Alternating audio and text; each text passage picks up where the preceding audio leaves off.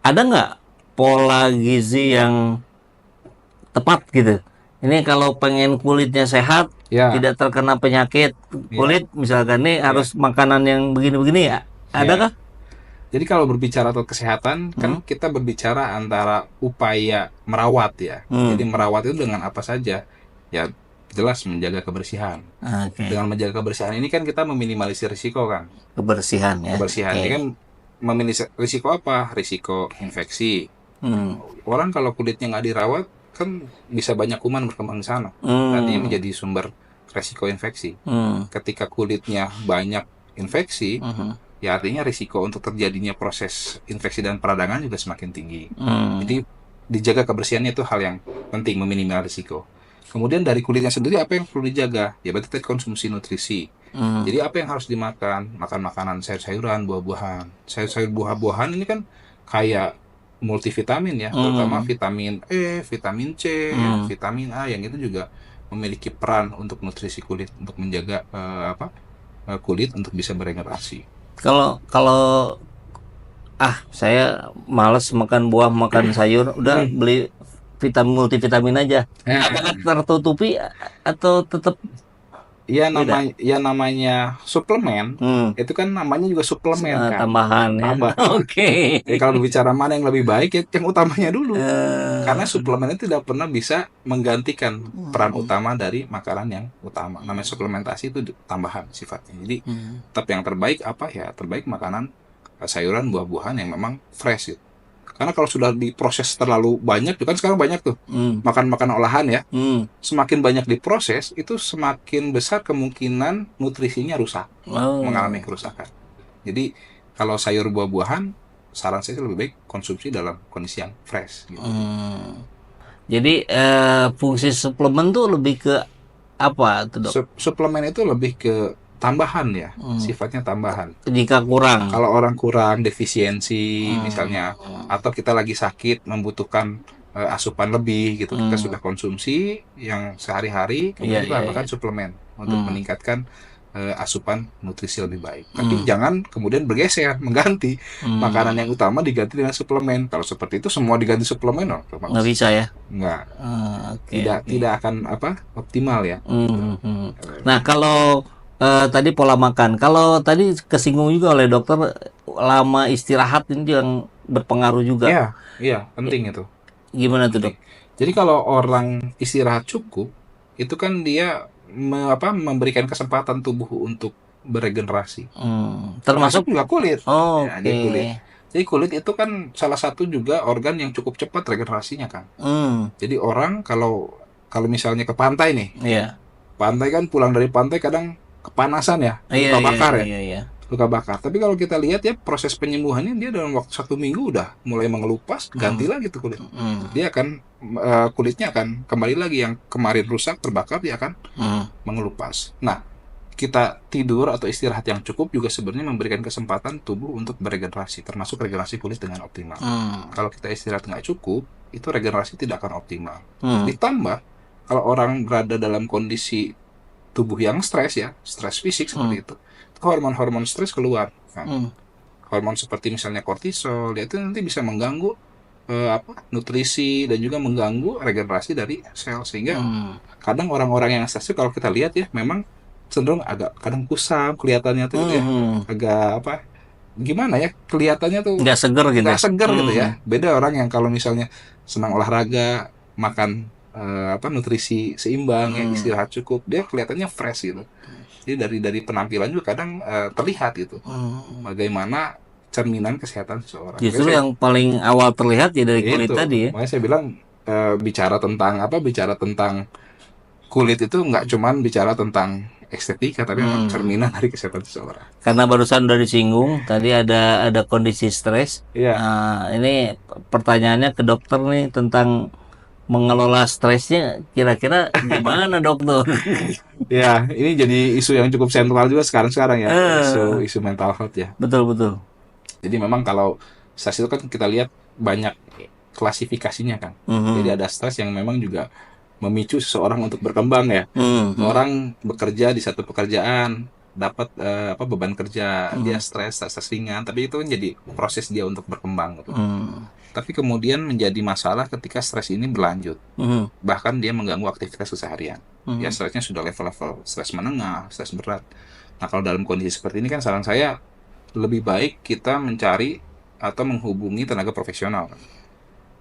Jangan merasa bisa diselesaikan sendiri gitu ya. Betul, kadang kita merasa menyelesaikan sendiri malah kondisinya lebih berat gitu ya. Lebih baik cari tenaga profesional agar segera bisa ditangani lebih tepat ya.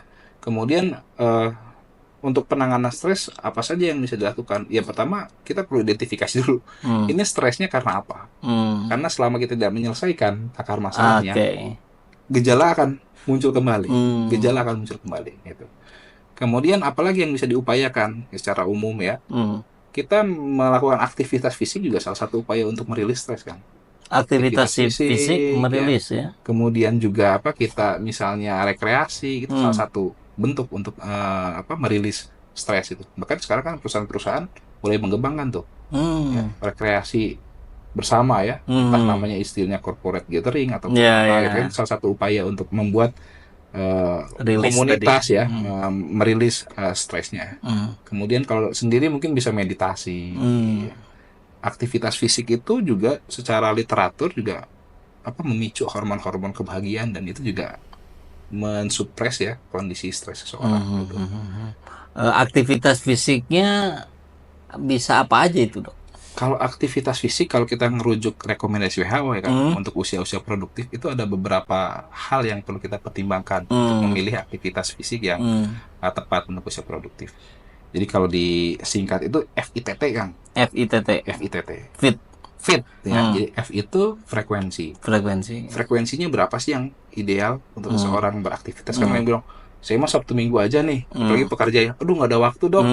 Paling saya Sabtu atau Minggu, seminggu sekali, cukup nggak gitu ya. Jadi kalau rekomendasi WHO itu sarannya bisa 3-5 kali sehari, seminggu. 3-5 kali seminggu. Jadi sehari itu cukup 1 sesi saja. Di antara latihan-latihan itu perlu ada waktu atau jeda untuk istirahat, recovery. Gitu. Itu dari frekuensinya. Kemudian I-nya, intensitas. Ya, intensitas yang seperti apa? Ya intensitas kalau mau menjaga kebugaran harus intensitas yang menengah minimal ya. Kalau ringan juga kan terlalu rendah jadi ngambil yang menengah itu biasanya dinilai dari nadi kita nih. Jadi ada namanya heart rate maksimal. Jadi nadi maksimal itu tergantung usia juga kan nih ya. Kalau ambil contoh misalnya usia 30 tahunan nih, 30 tahunan berarti rumusnya tuh 220 dikurangi usia 30 dapat 190 nadinya tuh. Nanti 150 kali per menit ini kan yang maksimal. Dikali untuk intensitas sedang itu berapa ya? Biasanya range di 60-70-an lah. Anggaplah kalau pembulatan misalnya ya 150 ini kan dekat 200 ya kali 70 ya 140-150-an lah. Jadi olahraga yang kemudian menyebabkan nadi kita naik di tingkat 150 kali per menit. Jadi bagusnya itu memang dicek juga nadi itu ya. Dicek, makanya penting kalau mau mengukur ya. Jadi itu bedanya kita beraktivitas biasa saja dengan melakukan olahraga, aktivitas fisik. Ada upaya untuk jaga kebugaran. Makanya sering menanya, dok, saya nggak olahraga rutin, tapi saya kerjanya capek dok. Bolak-balik ngirim laporan gitu ya. Ya tapi kan nggak terukur. Itu kan subjektif. Ya kalau mau terukur ya memang dialokasikan khusus waktunya untuk olahraga. Tadi baru frekuensi dan intensitas. Kemudian T-nya ya, time-nya. Time itu durasinya berapa lama sih satu sesinya? Dok saya biasanya 4 jam sekaligus hari Minggu kan tadi bagusnya dipecah ya, frekuensinya 3-5 kali dalam seminggu. Tapi durasinya berapa lama? Time-nya itu rekomendasi 30-50 menit. 30-50 menit. Jadi kumulasi 1 minggu itu diharapkan minimal 150 menit. Kalau mau terukur ya, kebugaran fisiknya kita jaga. Terakhirnya type, jenisnya diusahakan aerobik ya. Jadi aerobik itu olahraga yang tidak terlalu diporsir ya, tapi tetap masih menggunakan oksigen untuk pembakaran supaya olahraganya ya hasil metabolisme baik ya. Kalau olahraga yang tipe anaerob ya, yang kayak lari sprint gitu ya. Lari sprint itu kan kadang kita nggak menggunakan nafas optimal kan, kita lari aja dulu ya. Nah kalau yang anaerob itu biasanya ada sisa metabolisme Mhm. berupa asam laktat yang menyebabkan kita pegel-pegel. Mhm. Dia badan pegel-pegel. Tujuan olahraga kan kita bukan hanya pegel-pegel ya, Iya, tapi iya, menjaga iya. kesehatan ya. Mhm. Jadi lebih baik pilih olahraga yang kemudian aerobik. Aerobik itu kayak misalnya jalan ya, jogging, sepeda gitu ya, renang, ikut kelas aerobik gitu Oke. ya. Jadi kalau bisa dibudayakan ini FITT ini sudah sesuai dengan WHO Jadi rekomendasi. jangan bayangin aerobik itu selalu di dalam ruangan Ya, melakukan pergerakan, jalan kaki ya, pun termasuk aerobik ya. termasuk aerobik. Ya, katanya saya juga pernah dengar dok, olahraga yang itu tuh yang bagus itu katanya jangan sampai kitanya kecapean terengah-engah. Nah, Betul kah? ya, tanda terengah-engah itu berarti kan kemungkinan denyut nadinya cukup tinggi sampai terengah. Terengah-engah itu kan sebenarnya ketidakpenuhan ya, kebutuhan Oksigen. dari tubuh ya, oksigen tubuh ya, dengan kemampuan jantung. Kalau terlalu terengah-engah juga berarti kan terlalu berat. Kalau terlalu Itu bukan kategori olahraga yang bagus begitu. untuk menjaga kebugaran ya sebaiknya di level yang medium tadi. Oke. Gitu. Jadi jangan terlalu berat juga. Kalau terlalu berat biasanya nanti bukannya bugar malah sakit khawatirnya itu. Ya, ya, ya, ya. Diporsir itu ya. Diporsir ya. Oke. Hari ini porsir di rapel itu. Udah hari Minggu aja 5 jam Futsal. futsal, Wah, besoknya capek sakit, itu, nggak repot. masuk kerja. Dan kan ada kan ya artis ya, Ya, yang meninggal betul, setelah futsal. betul.